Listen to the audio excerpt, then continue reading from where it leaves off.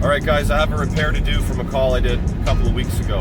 Basically what I found was an economizer damper, it was stuck open. When I shut the power off, the spring return function closed it, but when I drive it open, it stays open, which is good when it gets the 10 volt DC signal.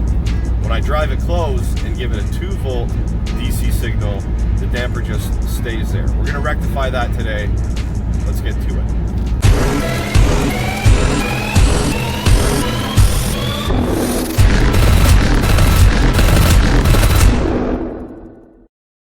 This video is brought to you by Harago.com, a trades-only platform helping you find the right job or the right candidate. Harago.com, best in trade. Okay, so here's what was happening. The dampers were fully open on a call for cooling. All right, so we were cooling the space with outside air.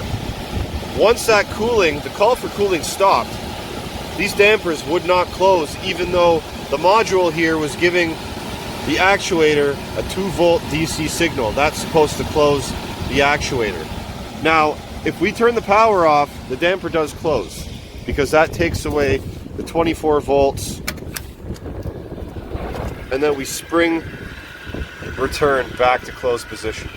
We're also going to change the outdoor enthalpy sensor here, which is located in the fresh air hood. And the reason I'm doing that is because it's good to change these every so often because, look, we got snow, we got rain, all the elements that are moving through the fresh air hood and coming in contact with the sensor, it starts to break it down and cause some deterioration, and it could cause a callback or a service call just because the sensor's not working. So while we're here replacing the motor, we're going to replace the outdoor enthalpy sensor as well. So what I would encourage you guys to do is just check the numbers on each motor to make sure that they match up, okay? The other thing that we want to do is when we take the attachment off of this motor, the old existing motor, it's got teeth that kind of go within here. You want to make sure it's on the exact same position on the new one. So we're going to remove it and we're going to put it on this one. And funny enough, it's got these torque screws on here, which I didn't bring up with me. I just had to go back down. I've got a little set here that I use for this kind of stuff, which comes in really handy. But we're going to get this done now. Okay, so we got this new motor in. It's all wired up. It's ready to go. I'm just keeping the controller dry from the snow with my gloves. So we're going to test it real quick here. So I go to checkout here.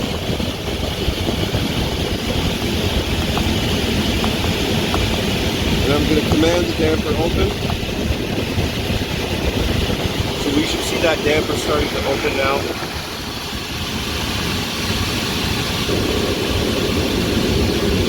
Very slow process here, but it is starting to open.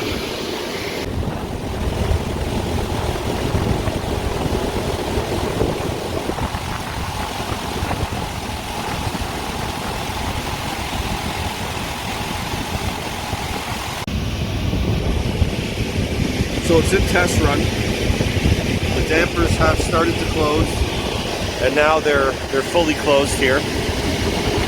One thing you got to do is make sure that the return dampers are open when the fresh air dampers are closed. And just so you guys know, it did take a little bit of playing around with the linkages to get everything the way I wanted it to go. But everything is working now with the new motor, the new sensor. Okay, so this Honeywell actuator for an economizer, it actually took a tumble. You can see it's all cracked and broken. But I'm glad it did because it exposed something I have never seen before. This is the spring that actually returns this actuator back to its closed position when it loses power. So it looks like, and if I was a betting man, it kind of sits in like that with this up against there, and then this kind of hook fits into this little indentation right there. So that's the way it looks like it's supposed to be, and then obviously this probably is some sort of retaining plate to hold it in place. But it's actually kind of cool to see this, and it's a very heavy duty spring, by the way. I mean, look at it, it's pretty heavy duty. So I just wanted to show you guys that if you've never seen the inside of an actuator before and how it spring returns. Happy HVAC.